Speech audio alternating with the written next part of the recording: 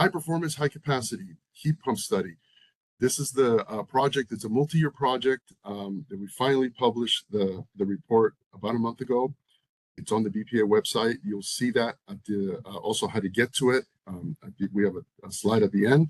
The sector we're in, the scope of the project, this is residential single family space conditioning, and in turn technical jargon referred to as residential HVAC.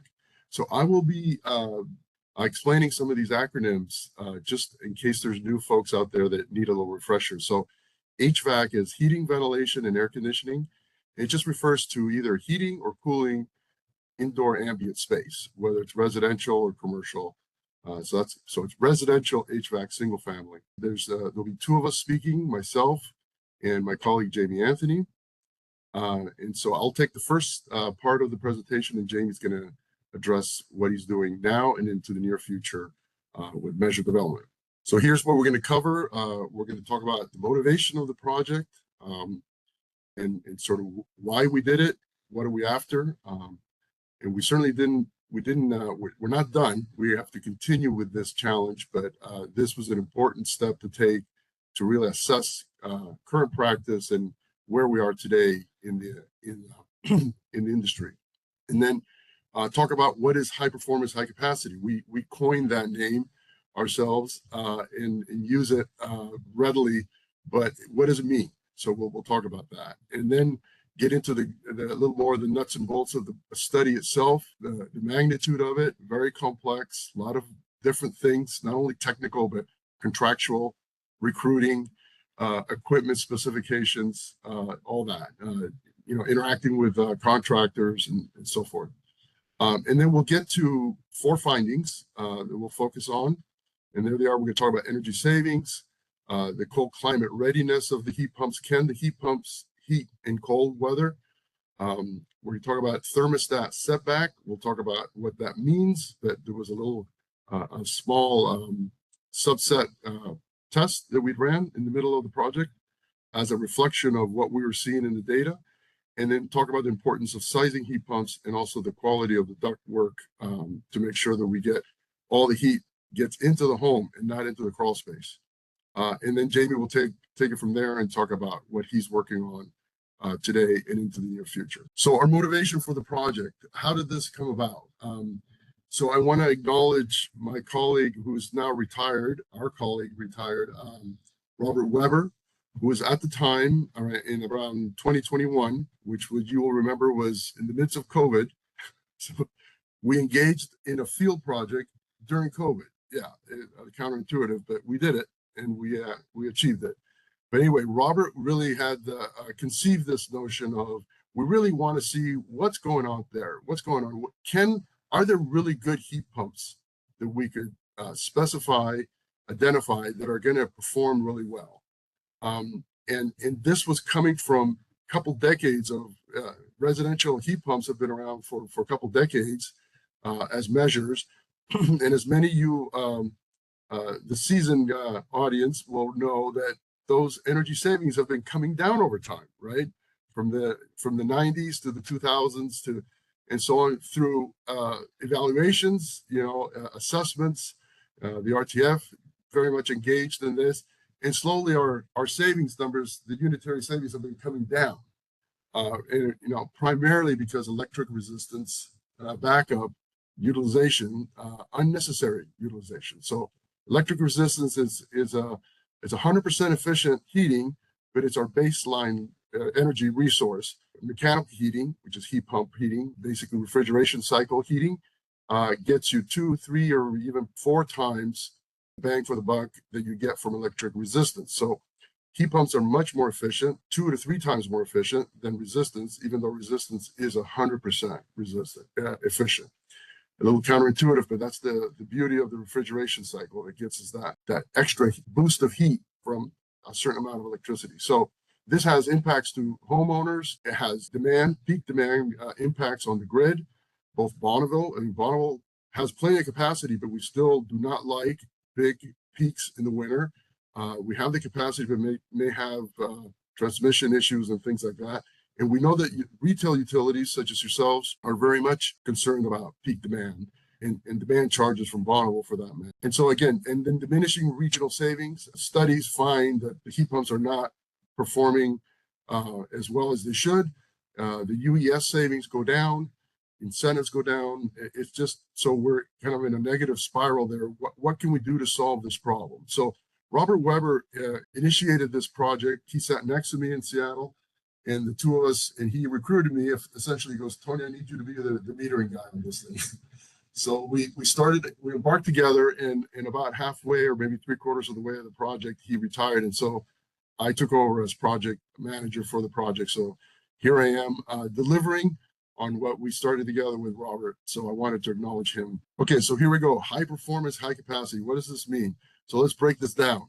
High performance, what we mean here is good energy savings, high efficiency throughout the year, both in light load conditions, which is most of the year, say in temperatures between 40 and 55 degrees outside. We want that heat pump to heat mechanically and efficiently. High capacity means we want it to be able to heat mechanically in the winter, in cold climates, and in a cold environment with minimal or no electric resistance backup.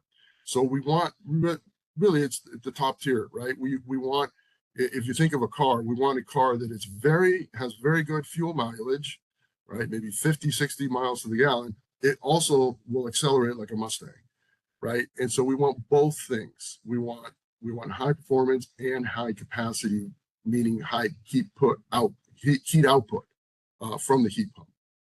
And so we came up with we worked with several consultants that we'll acknowledge later, but together we came up with a spec of what we define to be high performance, high capacity. And so this little block is spec. So for many of you, this jargons are familiar, but for those that are more novice, let me explain. So capacity ratio is how much heat the heat pump delivers, a ratio of when it's operating at 47 ambient temperature or 5 degrees ambient. So in other words, when it's mild outside versus when it's really, really cold, we want that heat that comes out of the heat pump to be no less than 70%, of the cold versus the high output. So that's a pretty big ask. In other words, don't derate your ability to heat more than 30% from your maximum capacity. Minimum COP, this is mean 47F outside. Very mild climate, relatively mild climate, we want a COP of 4. So for every 1 unit of electricity that we feed the compressor and fans, we want to get 4 units of heat into the air, into the space. So that's what COP is. Coefficient of performance means thermal output divided by electrical input. And then seasonal heating performance factor, HPHC. We're not going to get into exactly what that is, but it's a heating heating parameter, 8.5. I have no comment further than that, but apparently it's a good one. It was a good number. And then coefficient of performance of 5F, 1.75. So notice coefficient of performance is significantly less, right? More than half, smaller than when it's warm outside, because heat pumps are able to heat easier when it's mild outside, and they have to work harder when it's cold. So therefore, it's not as efficient, but still better than 1. So electric resistance is 1. That bottom line, electric resistance is 1. So if we can heat with 1.75, that's better than 1. So the goals of the project. So we want to quantify energy savings. So our baseline, the projects the homes where we engaged these heat pumps were electric resistance baseline. So either forced air electric resistance furnaces, or baseboard or cadet unitary electric resistance thermostatically controlled loads. So we had a really strong baseline to the high performance heat pump. We wanted to see how these heat pumps deal with peak demands. So what is the electrical demand when it's cold outside in the morning? And again, this comes back to electric resistance heat. How easily does it come on, and how much of it comes on? And then we're going to talk about this Northeast Energy Efficiency Partnership list. We leverage that because there's a lot of really good data that's manufacturer published, but it's a rich set of data that we could really play with different parameters and choose those high performance, high capacity specs that we talked about. from this list. But we also wanted to verify, field measure how well those performances did, the COP, the BTU output, and we were able to do that only for the central ducted houses, not the multi-head mini splits, because we can't measure that. We were very difficult to measure the thermal output from an indoor head, a little ductless head inside. Very difficult to measure the output of that. But in a duct system, we could do that. Still challenging, but we could do it. And then measure all this stuff in real homes, in real people's houses, not in laboratories. So now I want to talk about many of you out there listening, utilities and possibly tribes. This was a really engaging, as most of our research work goes. At Bonneville, we're a wholesale utility, right? And so we do not have customers that are retail consumers. So we work through our customers, you folks, to reach those facilities. You know, in this case, residential or maybe commercial or industrial or ag. We always work together with utilities. So the very beginning of this, back in 2022, I think we did a webinar, something like this, where we said, hey, we're doing this project. Who would like to participate? And I don't know if any of you recall that, but I'm sure it was Robert and myself reaching out to you all and saying who would like to be part of this. And so many of you came forward, and there's the list of utilities that we participated in this project. As always, with a regional project, we want to be dividing between west side of the Cascades, east side. There's heating and cooling zone diversity. And so we did that. You can see that we have west side utilities and east side utilities. We also engaged with the tribe. And I want to also acknowledge our colleague, Amy Burke, who leads the income qualified and tribal grant scope. And through those mechanisms, we were able to engage these tribal utilities, Blackfeet, Yakima, Colville, Coeur d'Alene, to engage through working through their housing authorities, engage residential participants into this project. So that was very exciting. And so thank you, Amy, for your support in that area, because we picked up quite a bit of east side, all the tribes were east side cold weather homes. We have 7 manufacturers, equipment, 34 unique systems, and 57 total homes that we were able to engage in that. So pretty good critical mass in a pretty massive scale. We're not going to talk about the incentives, but I just want to say that we had significant incentives for this project because there's a lot of ask for multiple parties. So we have a very lucrative incentive to the homeowner in terms of the assisting with the actual heat pump purchase. We had administrative support for the utilities and for the tribes. And we also had, I think, a contractor spiff that was part of our incentive system. So we had a significant budget to compensate the various parties who helped us along. It's a massive effort, a very, it takes a village. Okay, so let's talk about the NEEP database. So Northeast Energy Efficiency Partnership. So many of you know NEA, right? Northwest Energy Efficiency Alliance. So NEEP is kind of the Northeast version of NEA, and they have developed this air source heat pump list, which we have the URL there. There's also this code. You can look it up. It's a very useful database. It is the numbers that are entered in there are entered by the manufacturers. They're not independently lab tested. So it's what they claim to be true, but nevertheless, it's well-populated database, and it has a lot of attributes. So it's very good for the technical folks that can kind of there and pick around and look around. And so that's where we, after studying that database, we kind of went off to the top tier and said, okay, here's the bar that we want to set, and above that, those are the heat pumps that we're going to entertain into the study. So we're picking the best from the best. So kind of a summary of the overall project. We wanted to qualify heat pumps from that database, so we have a good spec of a heat pump, and test performance in actual homes. So get out in the field, and the way it worked is that working through utilities and tribes, we basically said, here are the specs. If your customer purchases this heat pump, we're also going to qualify the home. So the bottom bullet, excuse me, I'm skipping here, but the bottom bullet talks about qualifying the home for heat load. So what would happen is the utility would send me okay, Tony, here's a house that's interested in that. And then we would get 2 or 3 years of baseline data. And then we test to see that there's enough heating energy in that home, that they're actually heating electrically, electric resistance. And so we wanted to have a nice baseline house that consumed like a normal heating signature for electric resistance. But the homeowner could choose the vendor, the contractor, and the system that they wanted to install. If it met the spec, that was it. So it was very much folks, residential homeowners, choosing the product they want to move forward with, and it getting installed by a contractor. And then we would come in. So I'm on the third bullet. We would come in, then after the heat pump was installed, the BPA team would come in to install loggers. We did a lot of electrical, whole house electrical, and then the heat pump, the electric resistance separately. And then we also did, really the challenging part was trying to get BTU output out of the duct system.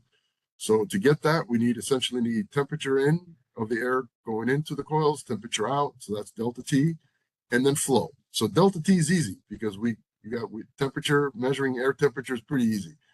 Measuring flow over time, not easy at all. And so that was the really challenging part. I'm very happy and proud to have leveraged Bob Davis at Ecotope, who's an expert in this. So what we did in the field is measure flow, different flow regimes in the duct, and correlated that to fan amps. And then fan amps we can measure over time. And so we had then a profile of the amps from the fan could tell us how much air was flowing in the duct, and therefore we could get actual BTU output from the duct, and therefore calculate field COP. Okay, that was a lot of technical jargon, and some of you probably appreciated that. By the way, the report is highly technical and highly detailed, so if you're interested, you'll be wooed by all the graphs and charts and things that are there. So 57 homes total. So about half were central ducted, about half were ductless. And then our data, we compared our electrical data that we metered at the panel to actual billing data to just to double check the quality of the logging and all that. And then the last bit is that we qualified each home on a heating signature load to make sure we had a good baseline. Okay, now we arrive to our findings. We have 4 findings. The first one is energy savings. And yes, we can get some good savings, but you can see that there's variance. So some perform better than others. Were the heat pumps, were they able to keep up in cold temperatures? Are they cold climate ready, if you will? For the most part, yes, but there's some caveats. Then we'll talk about the thermostat setback study, and then finally the importance of heat pump sizing and the quality of duct in ducted systems.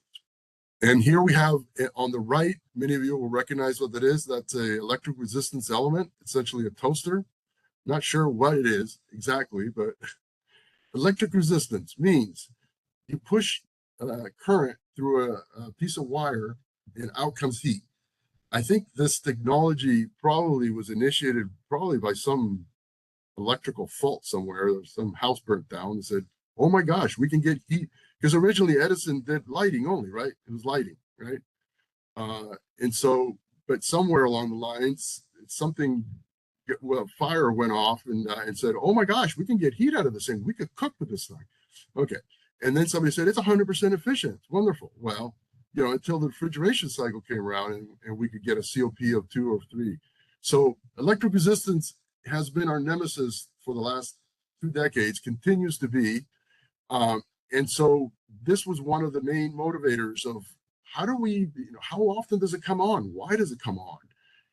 Could the heat pump have heated the house without it? All these questions. And the answer is yes. Especially in heating zone 1 on the west side of the Cascades, we pretty much proved that you don't need electric resistance. We could almost have a measure that bans electric resistance. Jamie's going to talk about that later.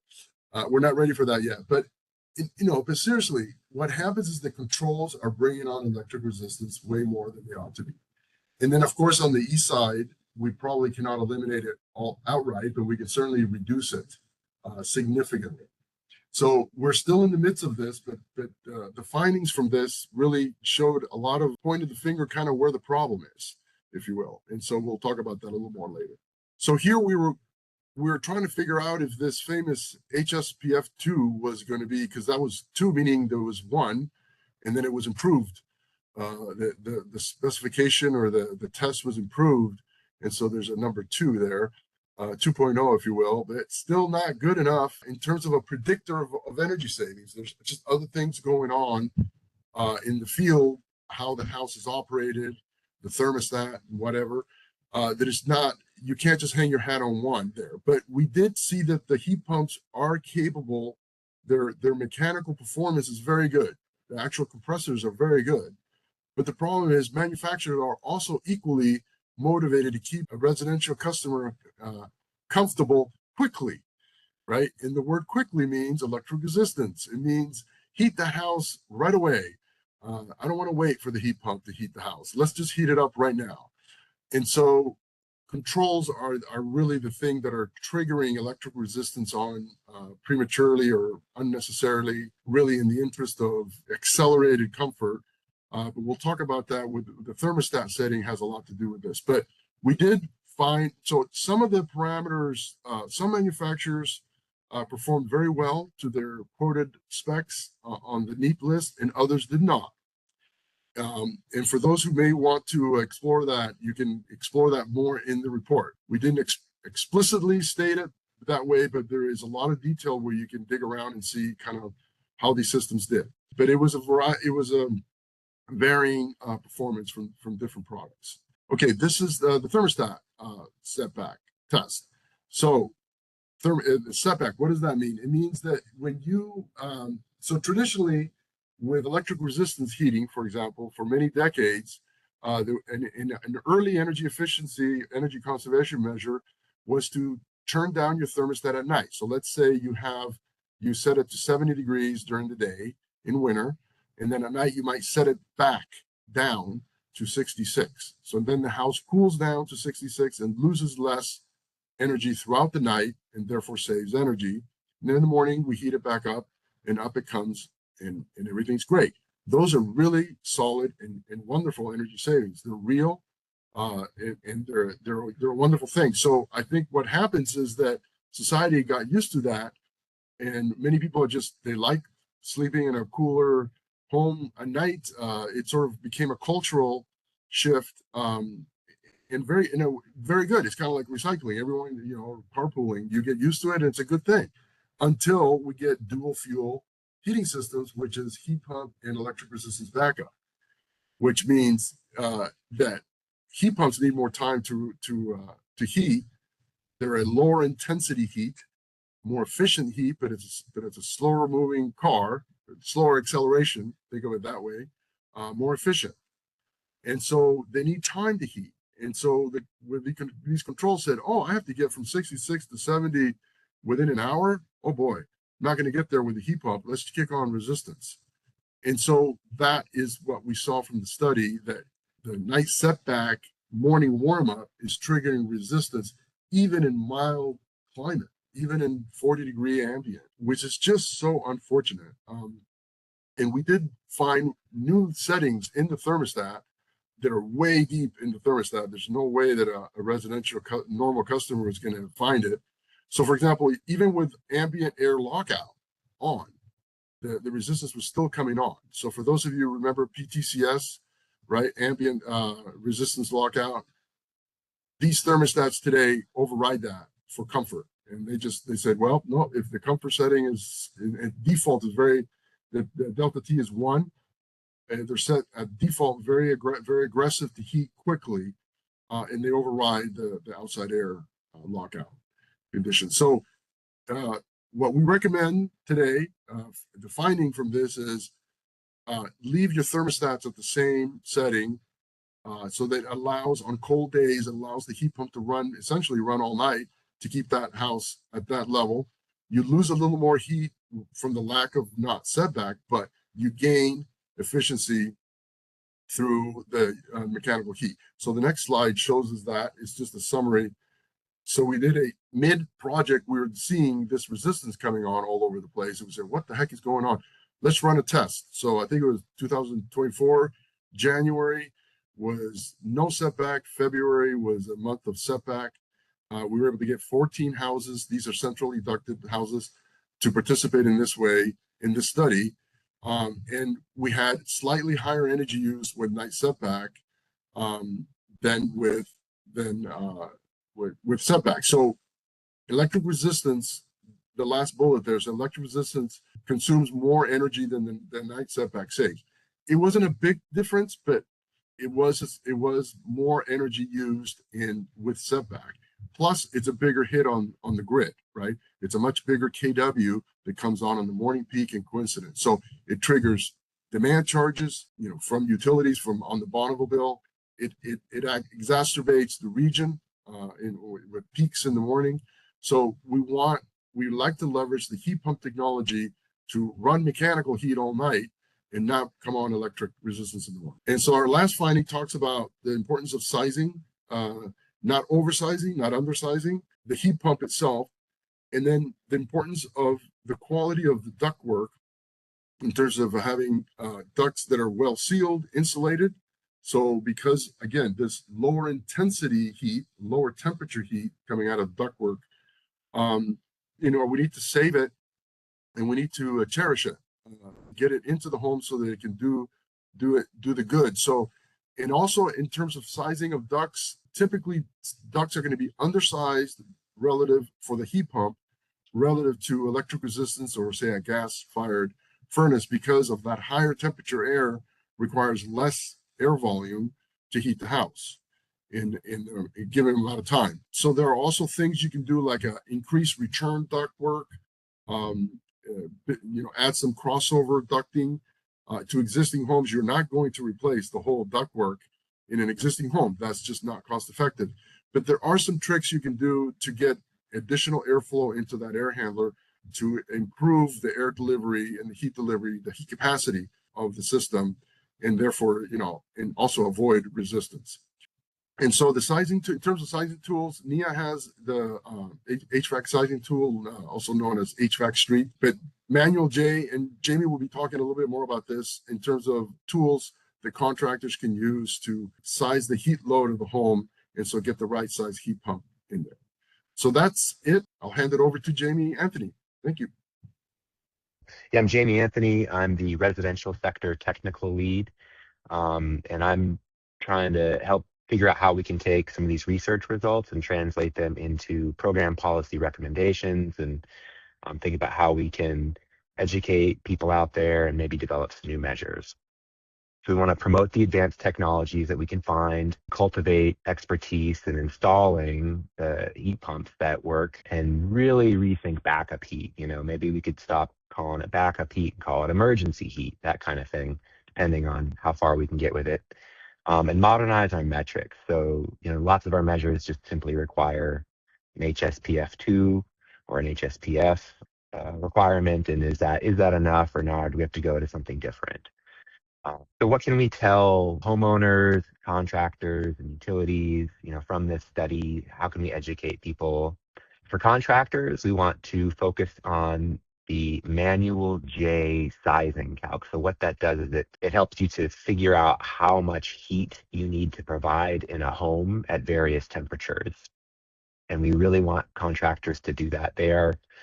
That's part of what they're supposed to do, and we're going to ask them to focus on it and show us that they're doing it. We also want them to verify airflow, so that's checking the ducts, right? Two of the main things that we found from this study is that if you want the energy savings, you need to make sure that your ducts work and that your system is sized properly. For homeowners, we're going to educate them about aggressive setbacks and how to avoid them.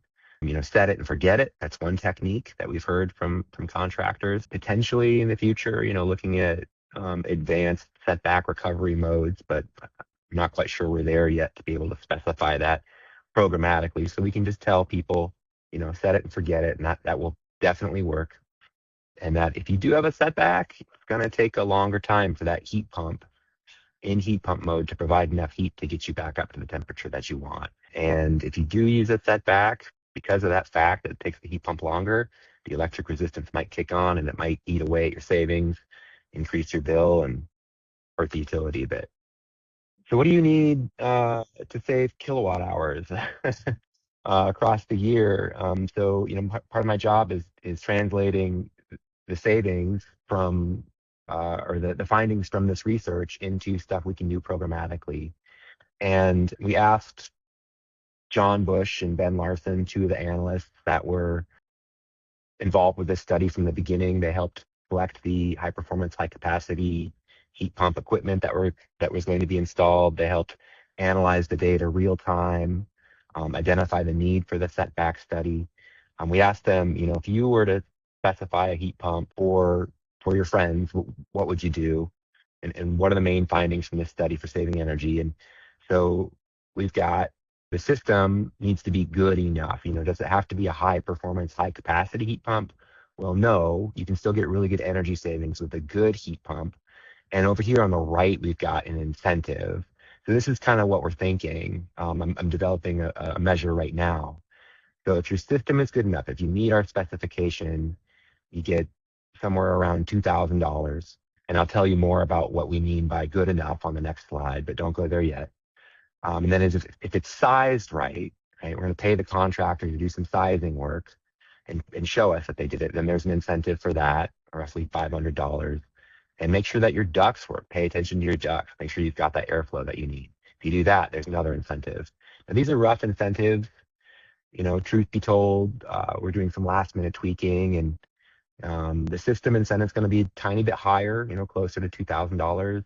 The sizing is going to be higher, closer to maybe $800, and the ducts are going to be smaller. So checking the ducts is going to be a little bit faster and easier. So we think that'll be the last little bit of icing on the cake. But these numbers will be tweaked just a little bit, but this gives you a rough idea of what we're thinking about. So what did I mean by the equipment is good enough? Well, we've got this box specification, meaning just the equipment. So if you just buy a heat pump and install it that meets this criteria, well, then you get the majority of the incentive, right? And what we're thinking, this was our original thought, was to go with the Energy Star Cold Climate version 6.1. And it's really easy to find that. If you go to the AHRI website, you can do that right now. And you search for an air source heat pump, you can click a button that says, make sure it's Energy Star Cold Climate certified. And every single heat pump that you see will comply with having heating seasonal performance factor 2 of 8.1. So that's, how much heat you're going to get across the heating season for how much energy you're going to consume across that same heating season. COP, coefficient of performance, of 1.75 at 5 degrees Fahrenheit. That means that at 5 degrees Fahrenheit, your heat pump is providing 1.75 units of energy for heating for 1 unit of energy consumed. So that's good. That's efficient at that low temperature. And then the 70% capacity maintenance, what that talks about is, down at lower temperatures, the amount of heat that the heat pump can provide is 70% of what it can provide at basically at 47 degrees Fahrenheit. So that's the nominal heat pump capacity that you'll see. If it's like a 3-ton unit, it's 3 tons at 47 degrees. Well, down at 5 or 17 degrees, you'll get 70% of that 3 tons. So something like 2.2 tons. And then there's a controls verification procedure to make sure that the thermostat communicates properly with the heat pump, and that's all baked in to this Energy Star Cold Climate version 6.1. Another thing that we're contemplating, at the last minute here is, is this the right spec to run with? There's another one that's right next to it in the AHRI database called CEE Tier 1 for centrally ducted heat pumps. And that's Consortium for Energy Efficiency. And it's really similar. It's got similar metrics. And so we're going to pick one of those as our equipment specification requirement. So next is sizing, right? That's where you're going to get the next huge chunk of the incentive, somewhere between $500 to $800. And what we want you to do is have the contractor do a manual J calculation using something like Nina's HVAC Street or some other ACAA approved tool that uses manual J, and that's the Air Conditioning Contractors of America. And we want you to show that At 20 degrees Fahrenheit, the heat pump that you've picked can meet 100% of the load for that house in heat pump mode without electric resistance. So at 20 degrees Fahrenheit.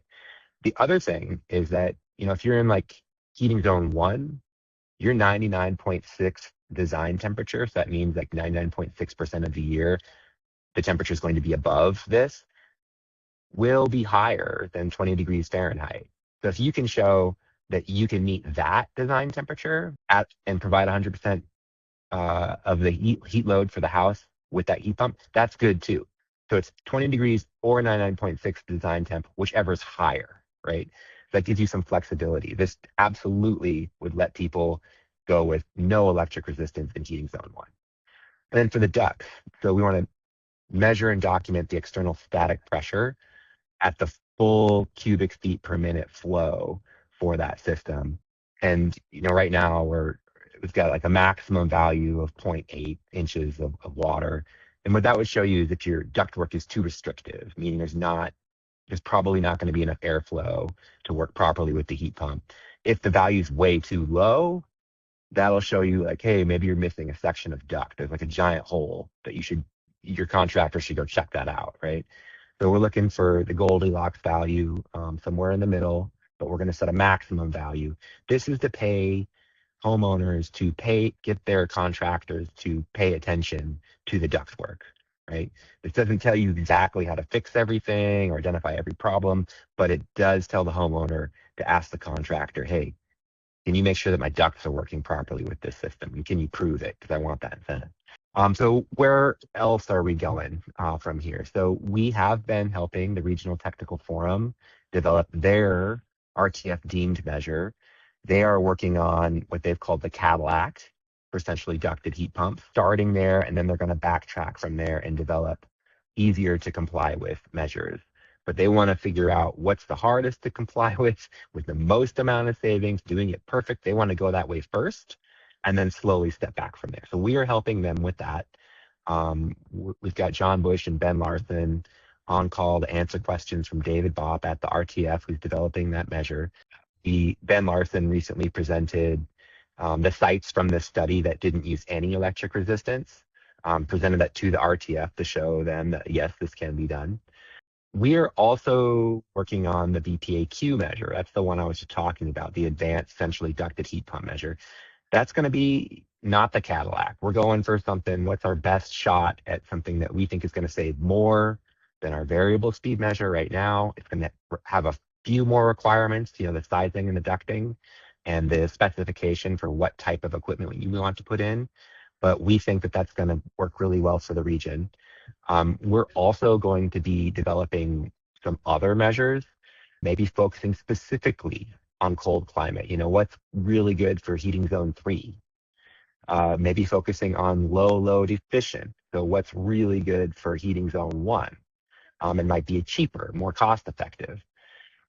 What are the no electric resistance allowed measures? What are the versions of these that we can do where we can figure out a way programmatically to confirm that they didn't install electric resistance and they're not going to, and a year later they still haven't done it. So it's a challenge, but we're interested and we want to try and work on that. And then also talking about ductless heat pumps, right? So this study, high performance, high capacity heat pump study, included ductless heat pumps, and the BPA measure that I talked about, the advanced centrally ducted heat pump, is not a ductless heat pump, but we do want to pivot towards addressing our ductless heat pump measures and seeing if we can improve those. What about an electric resistance minimizing thermostat? And that's something that Christopher Diamond at NIA has been talking about, and he's working on. We might have some room for that somewhere in the IM once we better understand it. Heat pump retro commissioning. There's some utilities on the call today that are working on that already. They've got programs in the fly. So we want to understand, is there something there that BPA can help utilities participate in? So we're also sharing our data with lots of different researchers. We've got a process in place for that. Sizing tools, installation guides. We want to help our contractors by educating them about what's out there. We want to update our best practices for heat pumps. There'll be a best practices guide that's associated with our new BPAQ advanced centrally ducted heat pump measure. And then there's also been this really neat process that the RTF is leading, the Pacific Northwest Centrally Ducted Research Gap seminars that they're holding. There was one about a month ago that we participated in, and there's going to be some more, and BPA plans to attend those and bring our high performance, high capacity heat pump field test results to that work. So, with this study, we think we can get a lot out of this and move forward. Heat pump technology has been around for decades. There's been advancements along the way in efficiency and in how much heat these can provide and minimizing electric resistance usage. But the region has been concerned about costs and savings. And this study, did rigorous field, minute by minute, multiple variable studies to try and answer some of our critical questions we've had, such as can heat pumps deliver enough heat? Can they deliver enough energy savings? And can they reduce electrical system power peaks? And yes, they can provide heat and they can provide savings and they can reduce electrical power peaks in Washington, Idaho, Montana, and Oregon. We're still working to optimize them. Cost is still an issue. Operating them properly is still an issue. How do you deal with those setbacks? Where are we going? So we're helping the RTF with their measure development, working on some BPAQ measures, specifically the advanced centrally ducted heat pump that'll come out this October. In the future, we'll be looking at specifically cold climate, low load efficient, measures that require, no installation of electric resistance allowed, right? Modified ductless heat pumps. We're sharing our data with other researchers and working on better installation and sizing guides for contractors, creating some educational materials for homeowners, maybe some specific stuff about set it and forget it for your thermostat. So if you want to find out more, on the left is the cover of our full, very technical field report. It's excellent. I really like looking at some of the data for the specific sites that we have that show how much heat was provided, what was the coefficient of performance, and how much power was consumed across the full year at various temperatures. That's one of my favorite things to look at in there. On the right, we've got the 2-page summary. And this is great. This is probably where I would recommend everybody starts, is take a look at this 2-page summary. Make sure you understand it. If you have questions, reach out to BPA and we can get back to you. And then you can also, dive into the larger report right after you understand that 2-page summary. Yeah, I'd just like to acknowledge following folks. There they are.